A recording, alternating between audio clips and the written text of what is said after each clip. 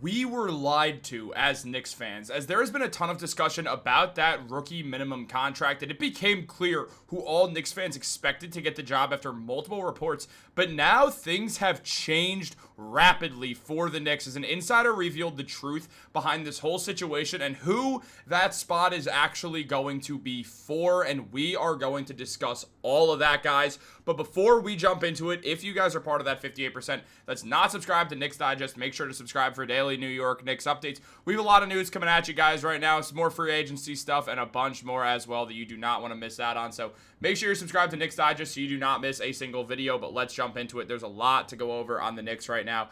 As guys, right now, when it comes down to it, we were pretty sure we knew what Leon Rose's plans were in regards to that rookie minimum spot. After the Summer League happened, it became very clear who the best Knicks rookie or best Knicks young player would be going forwards next season. And as far as Knicks young player goes, one of the guys who hasn't really gotten a ton of spotlight or played a ton of minutes, and that was Kevin McCullar Jr. McCullar, who was expected to be a first-round pick before going down with a knee injury, was drafted by the Knicks 56th overall in the 2024 NBA draft. After that, it felt like McCullar was going to become this really good steal for the Knicks if he could get healthy. And then he got healthy, and things looked good in the G League for McCullar throughout his first year. And then after he played in Summer League, he backed all that up, showing that he absolutely is ready to get actual NBA minutes. And he was widely expected to get that final rookie minimum spot. However, things have now taken a huge turn because the truth is things are not as complicated as things are way more complicated than they initially seemed. Now, we figured because the Knicks, they have money for one rookie minimum deal and also one regular standard veterans minimum contract, that the Knicks would sign one of Ben Simmons or Landry Shamet or maybe someone else, but likely one of those two. And then on top of that, Kevin McCullar Jr. However, Keith Smith revealed the truth on this situation, and here's what he had to say. So Kevin McCullar has a year of service now. Because he was on a two-way contract last year, that would put him as a one-year service player. So it's a slight bump. It's a little over $2 million that he would get. And then the big question is asked, can he do that second-round pick exception? I'm under the belief, and I confirmed this with a handful of people around the league, that he is not eligible to do that because he already signed one contract. The second-round exception needs to be an initial contract signed by the player, and since it was not an initial contract signed by the player, now what we are seeing is Kevin McCullar Jr. is not going to be able to be signed by the New York Knicks for that full-scale contract because the Knicks do not have the money to do so. Because of that, the Knicks have to look towards someone who hasn't played a single NBA game. There's been a few different young guys who fans have gravitated towards, and it feels like the top answer for who it would be is one of Mohamed Diawara or James Naji. The Knicks have looked at both guard and big man spots. Diawara can play the 4, he could play the 5, he could probably play the 3 right now, though that'll go by the wayside a bit as time goes on. And then James Naji, who is a pure center. So now things have taken a turn. Instead of having Kevin McCullar Jr., a versatile player who could play the 2, play the 3, play the 4, at points be the lead ball handler if you need him to be, now it's going to be one of the way less proven Naji or Diawara, which fans, myself, I did not see this coming. Initially, what we all thought is that the Knicks would be able to sign both McCullar and a veteran to a veteran's minimum deal, and now that is not the case, and that does have things a little bit different. McCullar only played in 4 NBA games. He averaged 1.5 points and 2 rebounds. He didn't shoot the ball very well, but it was 4 games. We really can't crucify him for that at all. And in the G League, he put up 11.6 points, 5 rebounds, and 4 assists after coming back from that knee injury. He looked very good, had multiple triple-doubles, and looked really good at different points. However, ultimately, he was back so late in the season, his minutes were not insane by any means. They were trying to make sure he'd be okay, be fully healthy, so they did sort of hold off on really giving him that full-scale, thrown into the fire situation, and wanted to make sure he'd be ramped up slowly so he would be healthy. That means that McCullar, who showed up in 2 G League games before going down with an injury to his face, and he was good in them, he is not going to get that spot, which means he's likely going to be headed towards a 2-way contract. Now, McCullar put up 21.5 points, 5 rebounds, and 2 assists, shooting 51% from the field, and the Knicks had seen enough. Because he was dealing with that injury to the face, they decided, we know what we have in Kevin McCullar Jr., we don't need to keep putting him out there and risk him getting hurt, we could take him out. The Knicks did the same thing with Pacome Dadier, who was dealing with a toe thing, so they kind of stopped him from playing because they understood what they had with Dadier, and Dadier is a longer-term type of project deal. McCullar's 24 years old, and it felt like he was actually going to be able to get a chance to get some burn with the Knicks, but now things, again, they've changed, and that makes things very difficult for multiple people going forwards as well.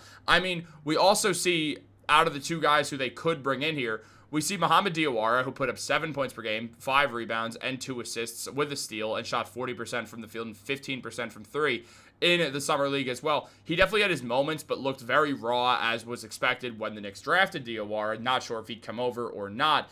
And then there's James Nagy, whose minutes were the lowest they've ever been in the Summer League when he was with the Knicks. They were lower than last year, where he was getting around 17.5 minutes a game, getting 4 points and 6 rebounds. And his numbers did suffer. I mean, he still put up 3 points and 4 rebounds. The numbers were not bad, and he didn't miss a shot of the shots he took. His offensive rebounding was nice.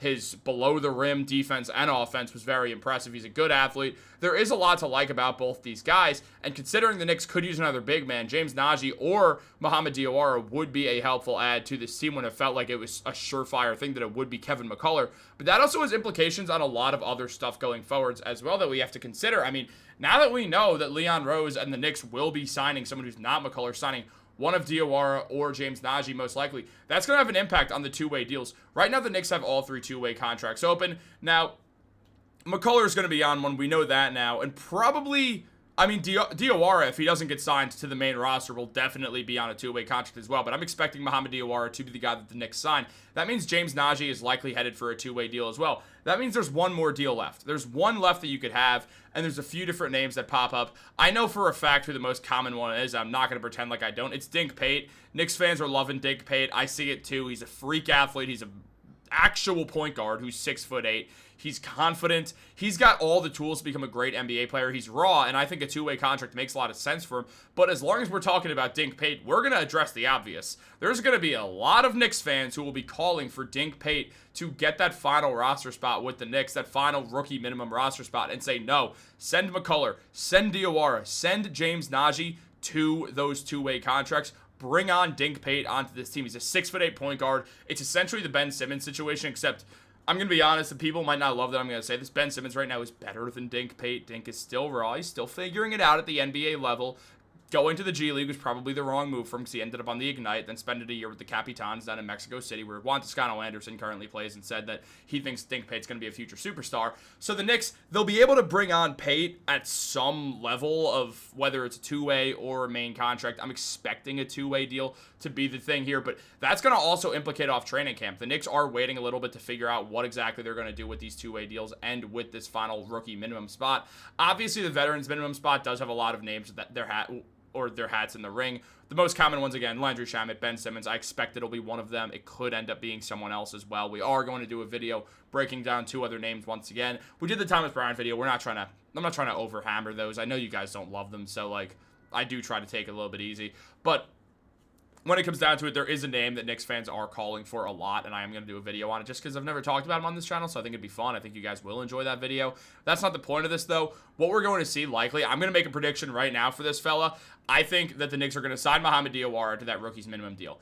Then, I think they're going to sign Kevin McCullar Jr. to a two-way contract and look all season long to try to get him off of that and get him locked up long-term on some 3-year deal where the first year's guaranteed, the next 2 are not, and they're really, really cheap deals. And then they're going to start playing McCullar a lot and try to thrust him into a rotational role so McCullar can just be a valuable Knicks piece while also on a nothing contract, so it works out really well for the Knicks. On top of that, what I then expect is the Knicks to bring on Dink Pate on a two-way deal along with James Nagy, and that's how they're going to go into this upcoming season, with the idea that McCullar is going to be the first guy off, unless obviously Pate or Nagy just absolutely shows up, but it should be McCullar being the first one off with Mohamed Diawara on the actual roster going into next season. What do you guys think about this? I'll be honest, I figured McCullar would be in the same deal. I didn't know that two-way year was going to have an impact on him, but it does. So now we're going to see what happens going forwards.